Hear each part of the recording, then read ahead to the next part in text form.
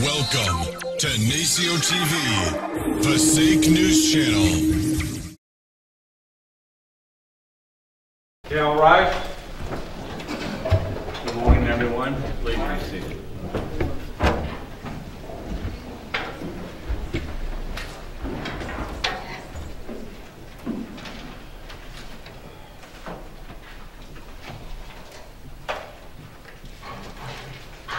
May I have everyone's appearance, please, for the record? Good morning, Your Honor. Susan E. Champion, representing the plaintiffs, the Dominican Creative New Jersey and Alison Montana. Good morning, Your Honor. Raymond Hamlin from the firm of Hunt, Hamlin and Ridley, on behalf of the Mayor, Jeffrey Jones. Good morning, Your Honor. Kenyatta Stewart, also from the law firm of Hunt, Hamlin and Ridley, on behalf of Mayor Jeffrey Jones, Judge. Good morning, Your Honor. Frederick L. Rubenstein from the law firm of James P. Holmes Associates, on behalf of the defendants, Police Chief James Wittig, Director of Public Works Christopher Koch, and the City of Paterson. You may be seated.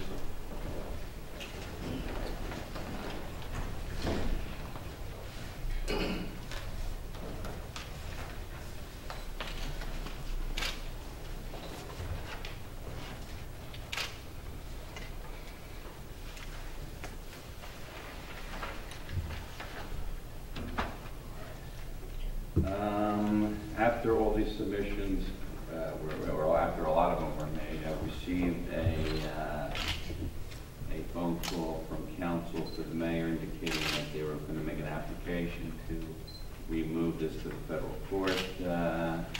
In conjunction with that, I received this morning a copy of a packet going to the United States District Court down on 50 Walnut Street, asking them to remove this from state court to the federal court. What is the status of that, Mr. Stewart? Judge, as of yesterday, my office did file a copy of the removal with the federal court. It's case number 2:33-AB-0001.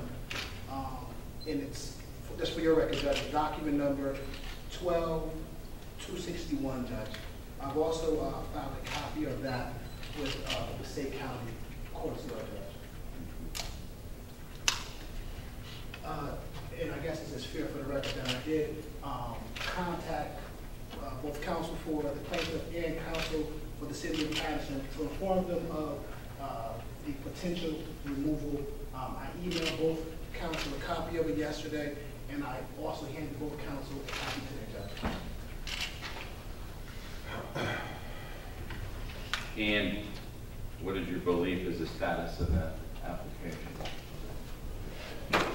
Your Honor, on behalf of the Mayor, it's my understanding that pursuant to 28 U.S.C. 1446, once the removal action has been filed in the federal courts as well as filed in the state court, that all proceedings in the state court are to cease pending a determination as to whether or not there's going to be a filing for a remand. I understand. I'm asking for a timetable when that decision is going to be made, if anyone knows. Not at the moment, Your Honor. Ms. Champion, your position? Judge, I accept the representation that's been put on the record that there was a docket number. However, I can represent to the court that I called the federal court clerk at 9:45 this morning and was told that the application had not yet been filed and processed. I received notice from Mr. Stewart about 4 o'clock yesterday.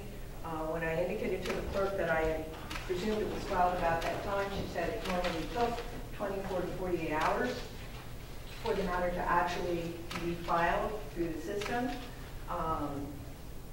As I say, Judge, the representation I got at 9:45 was that it was not as yet filed.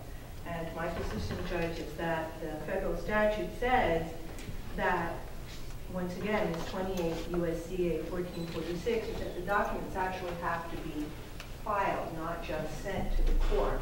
It's also my position, Your Honor, that if the documents are not as yet filed, Your Honor retains jurisdiction to hear the application for preliminary injunctive relief. And for that, I would direct Your Honor to an old case, but as you say in my office, if it's an old case, that's only because it's settled law. Eckel, E-C-K-E-L, versus Shell, Eastern Petroleum Products, which is 113 New Jersey Equity 498. It's a chancery case, and that case, I would submit, stands for the proposition that until the actual filing is complete, this court retains jurisdiction. And I would ask this court to consider that, because obviously we made this, Judge, on behalf of my clients as an emergent application. It is now less than 60 days until the parade. Your Honor has the benefit of the affidavits and responding affidavits regarding the issue here. Everything has been briefed. I would like the opportunity to argue that and have Your Honor make a decision on the preliminary injunction. The matter is then transferred to federal court, so be it. But what becomes of the preliminary injunction? I believe it stands, Your Honor. But doesn't the preliminary injunction effectively resolve the issue? No, Your Honor. I mean, the preliminary injunction, I would submit, merely addresses the... Or the granting of it, I should say. Yes, Judge. Merely addresses the emergent issue, which is the granting of a permit for a parade this year. The larger issues as to the City of Paterson ordinances, whether in fact the City of Paterson can amend its ordinances to do what they want to do, which is to ask individuals to contribute to costs, that part of the case continues. And my position, Judge, is that if Your Honor deems it appropriate to grant my request for injunctive relief, then we go into federal court with that injunctive relief in place. If the defendants think that Your Honor erred, or they think that somehow we're going to get a different analysis of the U.S. Constitution in federal court than they get here, they have the ability to ask the court to set aside that preliminary injunction. But what's going to happen to my clients now, when they are forced to now go to federal court and start the application for emergent relief all over again? Effectively, what that is doing is granting to the City of Paterson their desire to stop the parade. Because there obviously comes a point of diminishing returns. It's less than 60 days now until the parade is scheduled to take place. It's undisputed. It's a big parade with 1,000 participants and 25,000 people watching it. You don't put that parade together on 15 days' notice. Yeah, with 3 days advance notice. And the ordinance states that yes. incomprehensible. Well, Judge, once again, I would submit that even that argument to be made by the city shows that their intent here is to effectively stop the parade, which means that they're effectively stopping my client's expression of their First Amendment rights. So I don't wish to jump ahead unless Your Honor authorizes me to make that argument, but my position is that Your Honor at this point still has jurisdiction to decide the preliminary injunctive application, and I would respectfully request that we be allowed to argue that before Your Honor. Your Honor, if I may, the document that we received from the federal court, and as Your Honor knows that the federal system has electronic filing, the document from the federal court specifically indicates civil initial pleadings. Plaintiff versus defendant.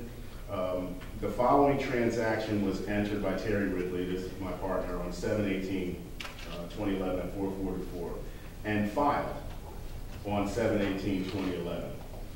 Plaintiff defendant, there was a case number that is assigned to the case. There is a document number. The case number, as Mr. Stewart had indicated, is 2:33 AV0001. There's a document number that is assigned to the case, 12261, and it indicates docket text, notice of removal, case, title, Dominican Parade of New Jersey versus Jeffrey Jones et al. Court number L2965-11, that's the Law Division docket number, Passaic County Superior Court, and list the filing fee, etc. Now, 28 U.S.C. 1446D specifically says, promptly after filing of such notice of removal of a civil action, the defendant or defendants shall give written notice thereof to all adverse parties, which has occurred, and it's no dispute, and shall file a copy of the notice with the clerk of the state court, which shall affect the removal And the state court proceedings, the state court shall proceed no further unless and until the case is remanded. I'm not sure who counsel spoke to regarding whether or not this removal notice was filed, but clearly the document that we have. There's electronic corroboration of the filing. I will concede that based on the document you have provided, Mr. Stewart provided, notice of electronic filing. The following transaction was entered by Terry Ridley on 7/18/2011 at 4:45 p.m. and filed on 7/18/2011. Now, I understand Ms. Champion had a conversation with a live person down there, but technology being what it is, there's a possibility that that individual or is not aware of this filing, or that maybe this filing hasn't posted to the list that individual was relied upon to answer your questions, Ms. Champion. Your Honor, I could understand if, as counsel for the mayor, we came to the court and said, Your Honor, we filed a removal action yesterday. We spoke to John Smith, and John Smith acknowledged receiving our documents, and therefore the case is now removed to federal court. We can't do any more than what we've done in accordance with the procedure, which is to file it electronically, receive notification, file it with the clerk, have it stand filed with the clerk, make sure that our adversaries get a copy of it. And while there is much argument, at least for purposes of this limited discussion, about the parade and the decision or the alleged decision of the city of Paterson, the fact of the matter remains that there were federal claims that were placed in this order to show cause. If there was a desire to attack the validity of the ordinance under New Jersey law, then we wouldn't be here having. There'd be no federal question. Exactly. But there were a number of federal issues that were placed in the order to show cause. The complaint could have been amended afterwards, but that's not the case. Well, and they rely on foresight with the U.S. Supreme Court case. Right. So, unfortunately, if it is unfortunate, there has been a request for relief under federal law. Federal statutes permit any defendant within 30 days to file a removal action. We followed the necessary procedure, and here we are. Which doesn't mean, and I will say this for the record, Your Honor, it does not mean that there's been a determination that there will be no parade. All it means is we filed our answer. Well, I have to agree with you. I think we're getting into tactics, but all litigation does involve some tactics, and I don't like the fact that the longer this takes, the less time any court has to consider the actual substance of the arguments that are being put forth. If that's the case, I hate to see a party not prevail because, by default, because there simply wasn't time to reach the issues that were being put forth. But Ms. Champion, I have to concur with counsel, Mr. Hamlin, in that there is a filing. It triggers the removal provision. It rests jurisdiction at this point from this state court. There are undoubtedly federal issues that you have obviously briefed and written about and done a nice job, weaving into your argument. What I will do is I'll set this down for hearing next Monday. If in fact this matter is not filed with them, or it gets a quick remand, we'll be set up to go next Monday at 10 o'clock. If the federal courts obviously gear up and begin scheduling, that'll become a non-event. Okay? But I don't want to lose any time on this in the event that the federal court is not interested in hearing this, but I do have to defer to their jurisdiction for the moment. but I will schedule something tentatively for Monday. I have the call. We'll make it at 10:30. I'll have everything reviewed. Please, no more submissions. I think it's better to be well covered. But again, should the federal court start gearing this up for their own hearing, that Monday hearing becomes, a non-event. Your Honor, just as a sort of housekeeping point of reference, is Your Honor indicating that if we do not receive any notification from the federal court between now and Monday that we're before the court? Or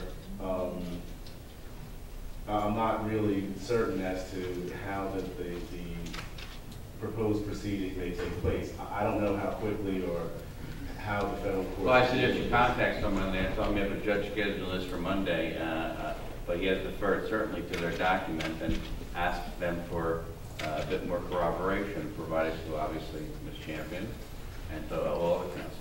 That's fine. Certainly, Judge. Counsel, you have a position? Specifically, I joined the arguments that have been advanced on behalf of the mayor. Thank you. Counsel, anything else? No, thank you, Judge. Thank you and good luck. Thank you, Judge. Just in closing, I mean, this is a very difficult issue. We have, a parade that has been going on for 22 years that brings a lot of joy and a lot of goodwill to the city of Paterson. However, we do live in extremely difficult economic times. We have ordinances, council, that are somewhat antiquated and somewhat vague, and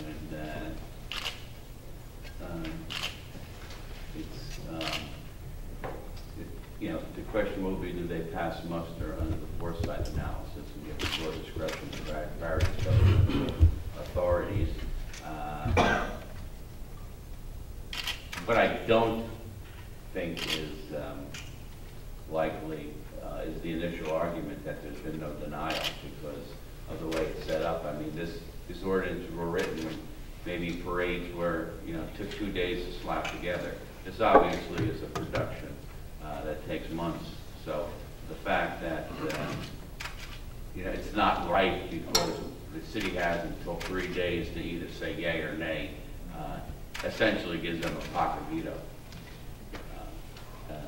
Because if they say nay at the 11th hour, 72 hours before the date, there's not much an aggrieved party can do. Other than, I guess, make an appeal of the ordinance to the head of the DPW, which, in all likelihood, he's probably not even going to be heard before the date in question, never mind decided. Sure, I understand that the concern regarding the 3 days. I think what probably would be something that we can look into between now and a return date in federal court or a return date before Your Honor is the time period. I mean, you have to make a decision. Yes, quite frankly, and the ordinance is vague, and the ordinance really doesn't involve the mayor. The mayor says he hasn't been involved. There's certifications to the contrary. There's a newspaper article apparently to the contrary. I don't, know how this is all going to shake out. But the ordinance doesn't even mention reimbursement. Now, there's a part of me that would like to see all these ethnic parades continue, and I firmly believe that's probably what the city council and the mayor would like too. But there's also a part of me that thinks if it's going to be your party, maybe you should pay for it. But I mean, the methodology provided is somewhat lacking too. I mean, that you could certainly get into much more detail. And some of the issues that Ms. Champion brought up, you have parades with similar amounts of people in attendance that incurred a lot less in the way of, I guess, police expenses. I don't know the reason for that. That's because the methodology provided, quite frankly, I guess, by Lieutenant Pagnani, doesn't go into deployment issues, doesn't go into hourly issues. And there's also the certification provided yesterday by former Mayor Joey Torres, who says, you know, we were able to basically schedule this even with less police officers than we currently have now after the 125 officer cut, whereby, you know, we schedule the police officers a month in advance to take advantage of scheduling a lot of them on the particular day at trade time to reduce a lot of these expenditures, a lot of these anticipated costs. So if it comes back here, there's a lot of things we have to do, and there's a lot of detail that, quite frankly, has been omitted that I'd like to see before I'm ready. You know, I'm comfortable saying that it's basically content neutral statute or ordinance. The ordinance as itself is antiquated. It needs to be revised. You know, the mayor's not supposed to be involved in it. I know the mayor has to be involved in the finances of the city, because that's ultimately goes into the general operating budget. But it does seem he's involved in this from the meetings he's had. I'm not saying I don't appreciate his points, but there's no provision in the ordinances for him to get involved, quite frankly, other than maybe discussing it with the chief of police or whoever. But it's the chief of police and the head of the DPW, I believe, are the two individuals that are supposed to make the decision. I understand. All right? Yes. Thank you. Thank you. Good luck. And again, someone will contact me by Friday, by Thursday morning, and let me know. Ms. Champion, would you do that? Yes, Judge. If you're satisfied that indeed this is now a federal court matter? Yes, Judge, I will do that. All right. Good luck, everyone. Thank you. And please continue to discuss options, keep the lines of communication. I just think the credit of the city that they can still find it within their budget. People will still be able to celebrate their ethnic heritage, and the impact on the city of Paterson won't be as severe financially. Thank All you, right. Judge. Thank you. You're welcome.